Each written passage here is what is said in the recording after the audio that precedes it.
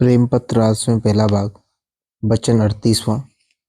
मन की भूल भरम और गफलत और बेपरवाही। पहला, मन में भूल और भ्रम निहायत दर्जे की धसी हुई हैं। सबब इसका यह है कि अनेक ख्याल और अनेक कामों का फिक्र और अनेक बातों का बंदोबस्त वाजिबी है और जरूरी या फिजूल इसने अपने सिर पर ले लिया है। और कोई वक्त ऐसा नहीं होता कि जो यह मन खाली और चुप बैठे। दूसरा, जो किसी वक्त कोई काम नहीं करता है तो हाल और आइंदा के दुख सुख के ख्यालों में लगा रहता है और अपनी समझ के मुआफिक तरह तरह की चाहों के पूरा करने की जुगत और जतन सोचता रहता है, या किन्हीं कामों की दुरुस्ती की आशा बांधकर उनके सामान और तैयारी या उनके फल के भोगने के ख्याल में अपना वक्त खोता है और किसी से प्रीत, किसी से विरोध और किसी से खौफ व खतरे के झगड़ों में चक्कर खाया करता है और अपनी पिछली और हाल और आइंदा की हालत की समझ के मुआफिक अपनी तरह तरह की बड़ाई और मान के ख्याल उठाकर अहंकार बढ़ाता है। तीसरा, इन कामों में यह मन हर वक्त ऐसा लिपटा रहता है कि कभी इसको निश्चिंताई और फुर्सत नहीं मिलती और जिस किसी के पास दुनिया का सामान और धन और कुटुंब परिवार ज्यादा है, उसी कदर वह मन और माया के पंजे में ज्यादा गिरफ्तार रहता है। चौथा, अपने मरने का सोच बहुत कम आता है और इस बात का विचार के बाद मरने के क्या हाल होगा और यह जीव कहाँ जावेगा कभी मन में नहीं आता। और जो किसी को मरते देखता है या किसी की मौत का हाल सुनता है तो शायद थोड़ी देर के वास्ते उसका फिक्र अफसोस या रंज या अचरज के साथ करता है और फिर बहुत जल्द उसको भूल जाता है और दूसरे कामों या बातों के ख्याल में पड़ जाता है। पांचवा, सब में बड़े ख्याल जो मन को घेरे रहते हैं यह हैं। पहले फिक्र धन के कमाने और बढ़ाने का है जिस तरकीब और तदबीर और मेहनत से हो सके। दूसरे, अपनी और अपने कुटुंब परिवार की तरक्की और तंदुरुस्ती और सलामती का। तीसरे, ऐश और आराम और मज़े और स्वाद के पदार्थों को हासिल करके उनका भोग करना और उनकी संभाल और हिफाजत करना। चौथे, वे काम सोचना और करना जिनमें इनको मान बढ़ाई और शोहरत और हुकूमत और इख्तियार ज़्यादा हासिल होवे। छठवां, परम पुरुष पुरंदनी हुजूर महाराज फरमाते हैं कि जो यह सब काम थोड़े बहुत इस जीव की ताकत के मुआफिक मालिक की मौत से दुरुस्त बन जावे तो फिर और उन्हीं के बढ़ाने की फिक्र में और उनकी प्राप्ति के इंकार में हर वक्त लिपटा रहता है और नित्य उनका सामान और असबाब बढ़ाता जाता है, चाहे वह मुनासिब और ज़रूरी है या नहीं। और जिन लोगों से इन कामों में मदद मिले या उनके वसीले से यह काम दुरुस्त बन जावे, उनकी खिदमत और खुशामद में अपना फाजिल वक्त लगाता रहता है।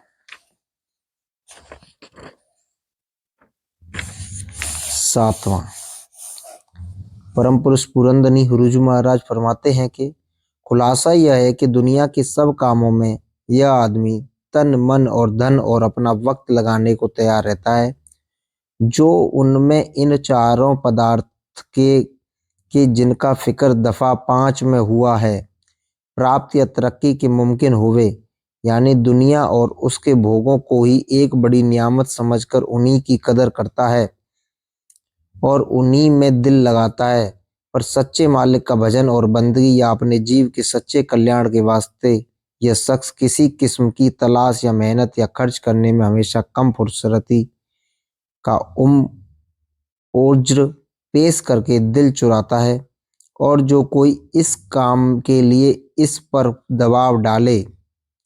तो फौरन अपनी बेप्रतीति मालिक की तरफ से जाहिर करता है, या यह कि वह मालिक किसी की बंदगी और भजन का मोहताज और ख्वास्तगार नहीं है, या यह कि इन कामों की कोई ज़रूरत खास मालूम नहीं होती, या जीव के सच्चे मालिक की अंश और अमर होने की निस्बत अपना शक और शुबहा जाहिर करने को तैयार होता है या ऐसे सवाल पेश करता है जिनके जवाब हर एक आदमी न दे सकें और जिससे परमार्थ के काम करने की जरूरत गलत साबित हो जावे। जैसे कि यह दुख सुख की रचना किसने और क्यों करी और उसका क्या फायदा है, और जो संसार में भोग पैदा किए हैं तो वे जरूर भोगने के वास्ते पैदा हुए हैं। फिर उन भोगों के हासिल करने और भोगने की इल्लत में जीवों को क्यों सजा या दंड दिया जाता है या नीची ऊंची जोनों में क्या भरमाया जाता है, और ऐसी रचना कि इसमें कोई दुखी और कोई सुखी और कोई अमीर कोई गरीब और कोई मुफलिस है, किस वास्ते और किस कायदे से की गई और सब एक से क्यों नहीं पैदा किए, और मालिक जो वह रहीम और दयाल है तो ऐसी सख्ती और तकलीफ जैसे अकाल और मरी वगैरह जीवों पर क्यों रवा रखता है,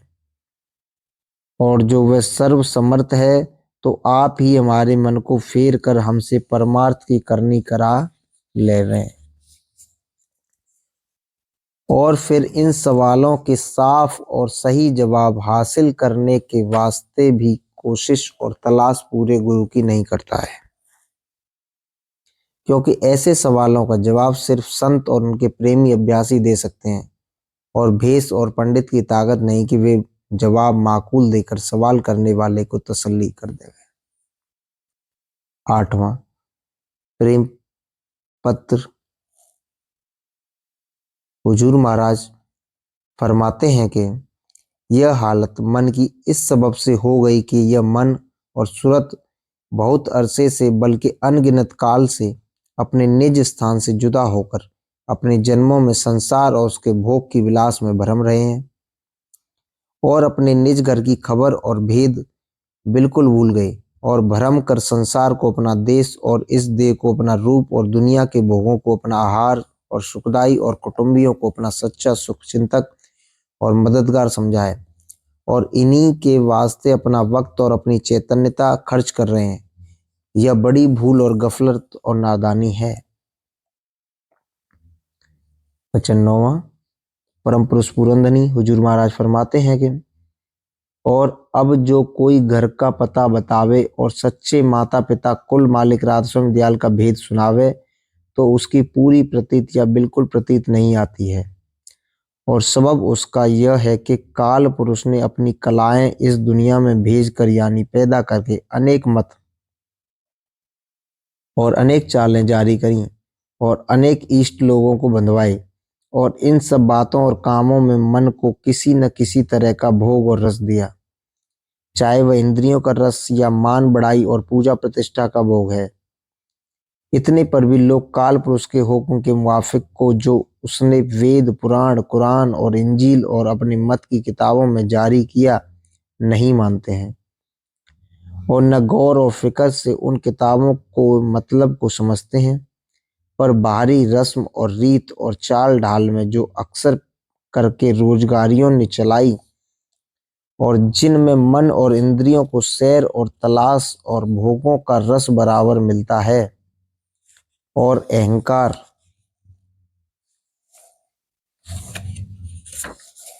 बढ़ता है, बहुत खुशी से शामिल होते हैं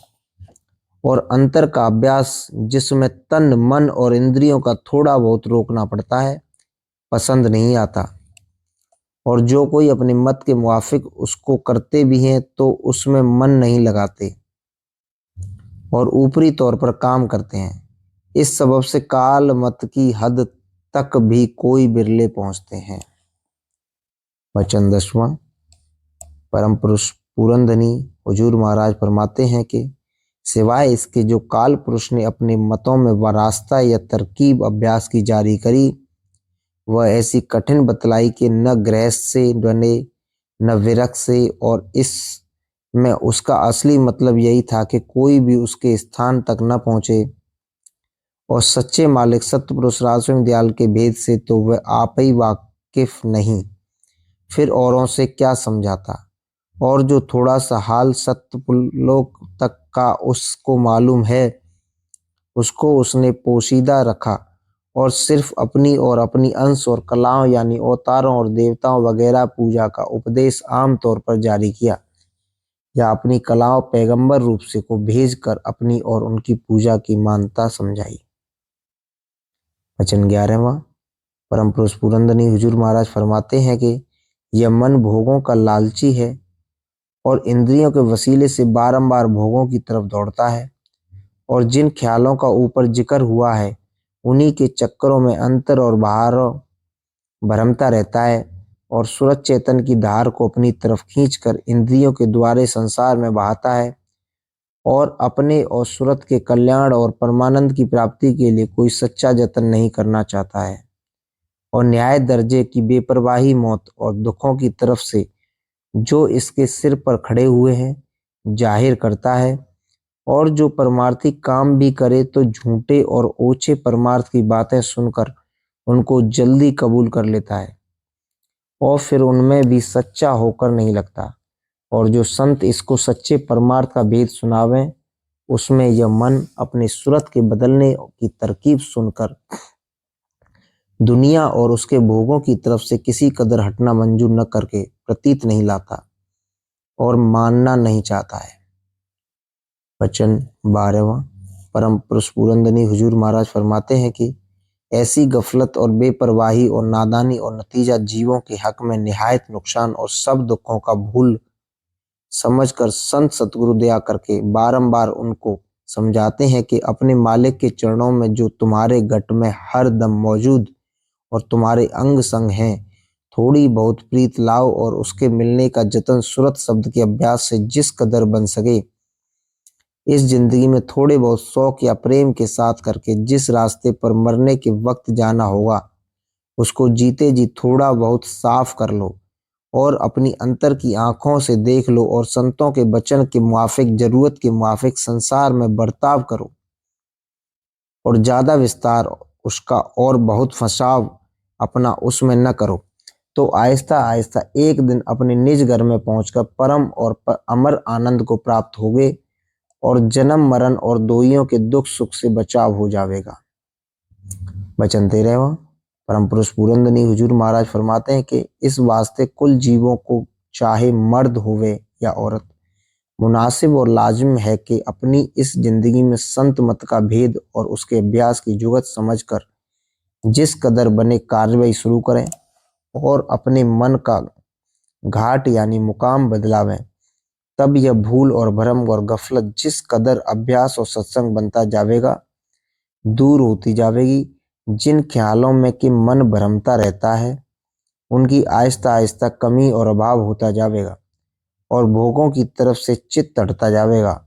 और होशियारी बढ़ती जाएगी और अंतर में रस और आनंद सूरत और शब्द की धार का ध्यान और भजन के अभ्यास में मिलता जाएगा और मन और सूरत उसके आश्रय चढ़ते जाएंगे और भूल और भ्रम और दुख सुख और कर्म के स्थान से हटते जाएंगे